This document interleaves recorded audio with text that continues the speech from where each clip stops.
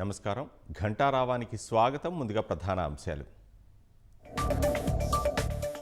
తెలుగు చిత్రసీమ return గిఫ్ట్లకు కృతజ్ఞతలని Pawan సెటైర్లు. సినీ రంగం వారికి ఏపీ పటా కృతజ్ఞత లేదని ఘాటు వ్యాఖ్యలు. 2.4 ట్రిలియన్ డాలర్ల ప్రగతి లక్ష్యంతో ప్రణాళికలు. నీతి ఆయోగ్లో ఏపీ అభివృద్ధిపై సీఎం ప్రెజెంటేషన్.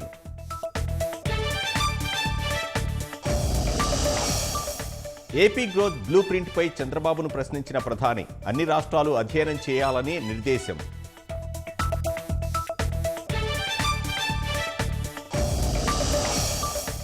భారత్ దాడుల్లో పాక్లో 170 మందికి పైగా ఉగ్రవాదులు హతం. ఆపరేషన్ సింధూర్లో మహిళా పైలట్లది కీలక పాత్రన్న రక్షణ శాఖ.